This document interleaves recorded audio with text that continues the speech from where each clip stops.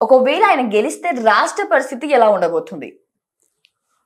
అమ్మ చంద్రబాబు నాయుడు గారికి గెలిస్తే ఎలా ఉండబోతుంది అంటే, గెలిస్తే ఏమిటో ఆయన పాలనలో చూపించినారు. మామూలుగా ఆయనది ఒక ట్రెండు, ఒక విధానము. ఇప్పుడు రాజకీయాలలో ఉండేటువంటి వాళ్ళది ఒకరొకరిది ఒక్కొక్క రకమైనటువంటి శైలి ఉంటుంది. ఒకరు కొన్ని వర్గాలకు పెద్దపీట వేస్తే ఇంకొకరు కొన్ని వర్గాలకు పెద్దపీట వేయటం అనేటువంటిది ఉంటుంది. కొన్ని సమస్యలకు ఆ సమస్యలు తీర్చడానికి ప్రజలు ఏదైనా ప్రజల నిర్ణయము అనేటువంటిది ఎలా ఉంటుంది అంటే, ఎక్కువ శాతం ఎవరికి మేలు జరుగుతున్నది, ఎలాంటి మేలు జరుగుతుంది, ఏమి అనేటువంటి భావనలో చూస్తారనుకుంటాను నేను ఎక్కువగా వాళ్ళకుండే. చంద్రబాబు నాయుడు గారి జాతక ప్రకారముగా అయితే ఆయన జాతకము బాగుంది, బాగలేదు అనేది ఏమీ లేదు. అయితే ఆయనతో మధ్యలో నేను ఇందాక చెప్పినట్టుగా మధ్యలో కొంతమంది కూడతారు చూడండి, ఆ కూడినటువంటి దాని వలన కొన్ని ఇబ్బందులు వచ్చే అవకాశం ఉంటుంది.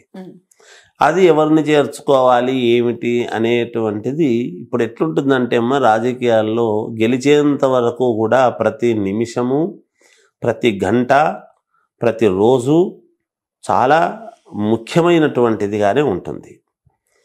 ఎక్కడైనా ఒక చిన్న పొరపాటు చేసినా ఆ పొరపాటు తర్వాత ఆయన మీద పడే ఎఫెక్ట్ అవుతుంది, చంద్రబాబు నాయుడు గారి మీద పడే ఎఫెక్ట్ అవుతుంది.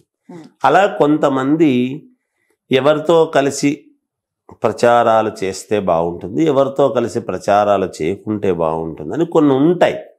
అవన్నీ చూసుకొని ఆయన చేసుకొని గనక ముందుకు వెళితే ఆయనది యోగవంతంగా ఉంటుందని నా భావన తల్లి. రైట్ గురూజీ, మరి మరొకసారి జగన్ గారు అధికారంలోకి వచ్చి సీఎం అవుతే రాష్ట్రం ఎలా ఉండబోతుంది? అమ్మ, జగన్ గారు సీఎం అయితే ఎలా ఉండబోతుంది అనేటువంటి భావనకు వచ్చేటప్పటికీ, జగన్ గారి జాతకంలో చూసినప్పుడు ఏముంది అంటే, కొంతమంది జాతకాలు సవ్యముగా నడవటం అనేటువంటిది ఉంటుంది. కొంతమంది జాతకాలలో అపసవ్యముగా నడుస్తూ యోగాన్నిచ్చేటువంటి యోగాలు ఉంటాయి సహజంగా. జగన్ గారి జాతకము అలాంటిది, కొంచెం మొండి వైఖరితో కూడినటువంటి జాతకం. నేను చాలా నెలల నుంచి చెప్తూనే ఉన్నా ప్రతి చోట కూడా. జగన్ గారిది ఎట్లా అంటే, అది ఒక మొండితనమైనటువంటి విధానములో రాహువు యోగవంతముగా ఉండేటువంటి దాని వలన శుక్రుడు, శని, తర్వాత రవి, కొన్ని గ్రహాలు చాలా యోగవంతముగా ఉన్నాయి. కాబట్టి జగన్ గారిది ఒక ఇది నడుస్తూ ఉన్నది. అలా మామూలుగా మేము జాతకము చెప్పేటువంటి విధానములో వచ్చేటప్పటికీ జగన్ గారికి అంతలా ప్రభంజనముగా ముందుకు వెళ్ళటానికి ఏమిటి యోగము అనేది ఒక్కసారి చూస్తాం, ఎందువలన అని.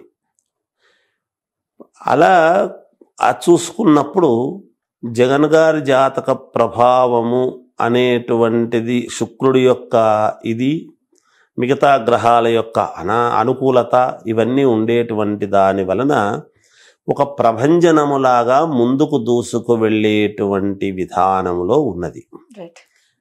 కనుక పాలన ఎవరైనా రెండోసారి ఒక 5 సంవత్సరాలలో నువ్వు బాగా చెయ్యి అని అంటే, 5 సంవత్సరాల్లో ఎంత మహనీయులైనా ఎవరు ఏమీ చేయడం కొంచెం కష్టమే అవుతుంది.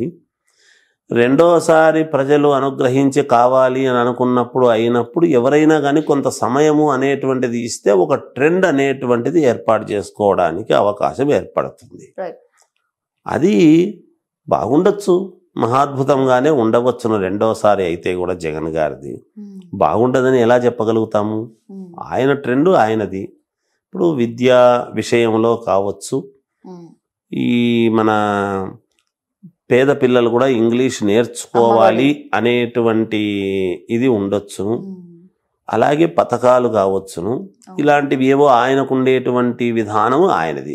నేను చెప్పాను కదా, ఒకరొకరి ట్రెండ్ ఒకరొక రకంగా ఉంటుంది. ఒకరు కొన్నిటికి పెద్దపీట వేస్తే ఒకరు ఇంకో దానికి పెద్దపీట వేస్తారు.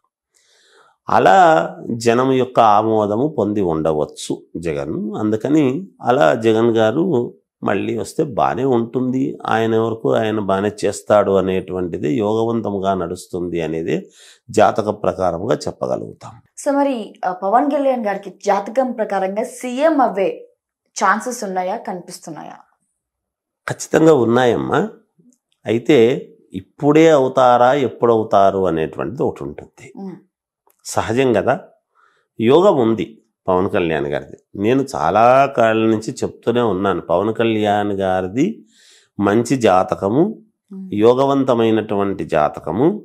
అయితే వాళ్ళు ఇప్పుడు యోగం ఒక విధానముగా వెళుతూ ఉన్నప్పుడు కొంతమంది కొన్ని సందర్భాలలో ఎప్పుడూ కూడా యోగవంతులకే మనం ఒక మాట అంటాం చూడండి, కాసే చెట్టుకే రాళ్ళు పడతాయి అనేటువంటిది ఒకటి ఉంటుంది సామెత. అలా మామూలుగా జనాలు కొంచెము నమ్మి సరేలే అనుకొని ఒక అవకాశం ఇవ్వటము అనేటువంటిది జరుగుతుంది తప్పకుండా కూడా. గ్యారంటీగా ఆయనకు మంచి యోగం ఉన్నది భవిష్యత్తులో. ఇప్పటికిప్పుడే వెంటనే అయిపోతారు అంతా అనడానికి లేదు. కానీ నేను ఉన్నది ఉన్నట్టు చెప్తాను, నాకేమి ఎవరి యందు ద్వేషము కానీ ఎవరి యందు ఇది ఉండదు, అందరి యందు ప్రేమే ఉంటుంది. మాకేముంటుందమ్మా?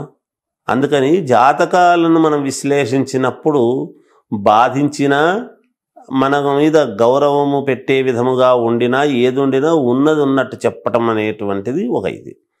ఇప్పుడైతే ఖచ్చితముగా ఆయన 4 మెట్లు ఎక్కి ఒక ఉన్నతమైనటువంటి స్థితికి మొదట రావటము, తర్వాత భవిష్యత్తులో సీఎం అయ్యేటువంటి అవకాశాలు చాలా మెండుగా ఉన్నాయి, భవిష్యత్తులో ఉన్నాయి ఆయనకు. తప్పకుండా పవన్ కళ్యాణ్ గారి జాతకం చాలా యోగవంతముగా ఉన్నది, అది నేను చెప్పగలుగుతాను. సో ఇందాక మాట్లాడుకున్నట్టు మరొకసారి జగన్ గారు సీఎం అవుతే అభివృద్ధి ఎలా చేస్తారు, అభివృద్ధి పరిస్థితి ఎలా ఉంటుంది? అంటే మేము జాతకాల ప్రకారముగా ఆయన యోగం ఎలా ఉంది అంటే మహాద్భుతముగా ఉంది అనేది మేము చెప్పగలుగుతాం.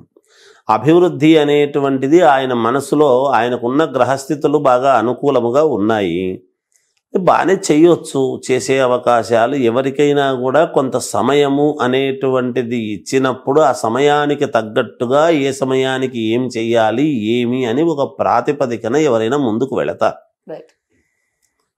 ఇప్పుడు ప్రపంచంలో అందరూ మెచ్చేవాళ్ళు ఎవరు ఉండరు కదమ్మా. అందువలన కొంత సమయము, ఇప్పుడు ఏమి ప్రజల నుంచి వచ్చేటువంటి మాట మేము కూడా వినికిడి ఏమిటి అంటే మధ్యలో జగన్ గారికి కరోనా అనేటువంటిది ఒకటి వచ్చి ఇబ్బంది అనేటువంటిది ఒకటి ఉన్నింది. అది అందరూ ఒప్పుకోవాల్సినటువంటి విషయం. ఎవరికి ఇష్టం ఉన్నా లేకపోయినా కరోనా అనేటువంటిది ఒక 2 సంవత్సరాల పాటు బాగా కుదిపేసింది. మిగిలిన సంవత్సరాలు మాత్రమే కదా ఆయన చేశారు అనేటువంటి ధోరణి ప్రజల నుంచి వస్తూ ఉండేటువంటి మాట. అది అలా పక్కకు పెడితే ఆయనకున్న జాతక ప్రకారము, జాతకములో ఉండేటి గ్రహస్థితుల యొక్క దృష్ట్యా ఏదైనా ఎవరైనా ఎవరు వచ్చినా బాగా చేయాలనేటువంటి కోరికతోనే వస్తారు. అదే ప్రామాణికతతోనే జగన్ గారు ఒకవేళ మళ్ళీ వచ్చారు అంటే మాత్రం తప్పకుండా ఇంకా మంచి అభివృద్ధి చేస్తారు అని అనుకోవాలి. ఆయనకుండే గ్రహస్థితుల ప్రకారముగా అయితే అలాగే ఉంటుందని నేను కూడా భావిస్తాను. మంచి చేస్తారనే, మంచి జరుగుతుంది అనే అనుకోవాలి. ఈసారి జగన్ గారు అధికారంలోకి వస్తే ఎన్ని సీట్లు అత్యధికంగా మెజారిటీతో రావచ్చు? అమ్మ, సీట్లు అనేటువంటివి ఇప్పుడు మేము చెప్పడము కంటే మామూలుగా అధికారము కావాల్సినన్ని అయితే వస్తాయేమో అనేటువంటిది అయితే ఉన్నది. ఆయన ఈజీగా అధికారాన్ని చేజిక్కించుకోవటానికి కావాల్సినటువంటి సీట్లు అయితే రావచ్చును.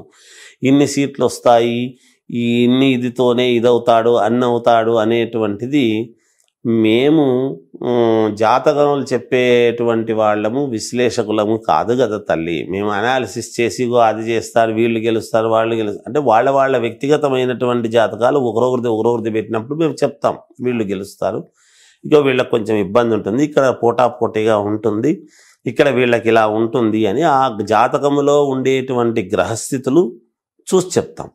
ఇప్పుడు ఒకే చోట డేట్ ఆఫ్ బర్త్ లేకుండా ఒకే పేరు గల వాళ్ళు అటువైపు ఇటువైపు నిలబడ్డారనుకోండి. మీకు ఒక ఉదాహరణ చెప్తున్నా. ఒకే పేరు గల వాళ్ళు ఇటువైపు రామారావు అనే వ్యక్తి, అటువైపు రామారావు అనే వ్యక్తి నిలబడ్డాడు అనుకోండి. మరి 2 పేర్లను బట్టి చూసినప్పుడు మేము పేర్లను బట్టి ఏ నక్షత్రం ఏ రాశి వస్తుందో అదే వస్తుంది కదా. మరి వాళ్ళకు మేము ఎలా చెప్పాలి?